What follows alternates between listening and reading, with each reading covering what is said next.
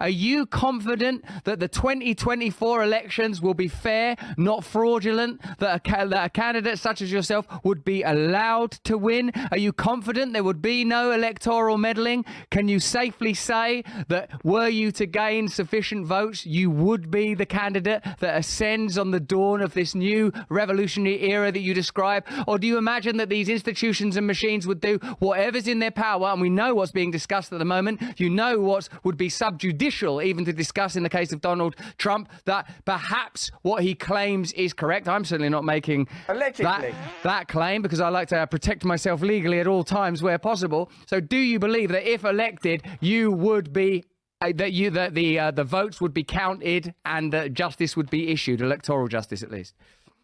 No. Do I have confidence? The answer is no. But that is why this answer also is important. We have to deliver a landslide election. This cannot be a 50.1 margin. It's probably the most important reason it has to be me and not Trump as the nominee.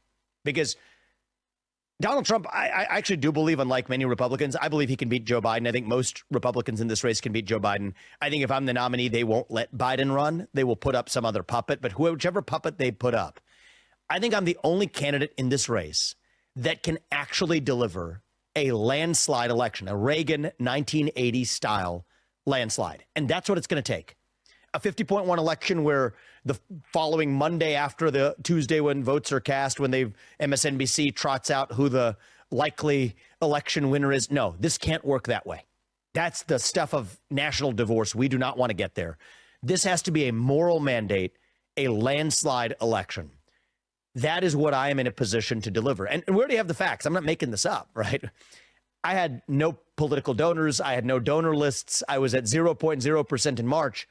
The threshold for making the Republican debate stage, with which others like Vice President Pence just barely skirted past, was 40,000 unique donors. We have over 70,000 already, but 40,000 of them are first time, 40% of them, is about 40% of the donors I have are first time ever in their life history donors to the Republican Party.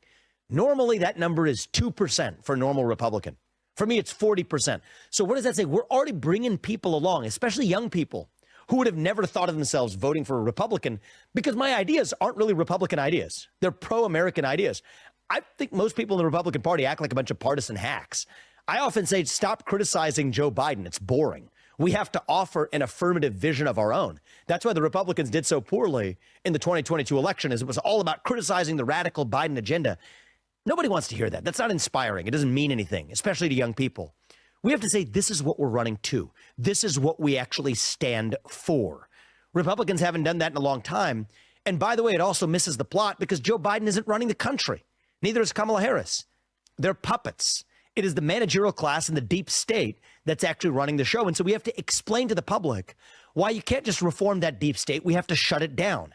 How shutting it down will revive the economy, will make your life better, put more dollars in your pocket. More importantly, restore accountability in government, restore a three-branch constitutional republic that we fought a revolution for, that our founding fathers fought for. Explain that and we win this election in a landslide. It's not about Republicans and Democrats and about the radical Biden agenda. That's so boring. It's super lame. And that's exactly the way Republicans talk and behave. And so I think it's going to have to take an outsider. And you brought up the Democrat establishment, the media establishment, the big pharma and the corruption establishment. There's the Republican establishment, too. You were almost too charitable in leaving them out on your list. But do I believe that every part of that establishment is going to let me through and roll out a red carpet for me? No. They're going to try to build the wall to keep me out. They already are. But I think it's going to take, we the people get to decide who runs this country. We live in a moment where that has to be decided by a landslide margin. And I'm the only candidate by far who has even a chance at delivering it.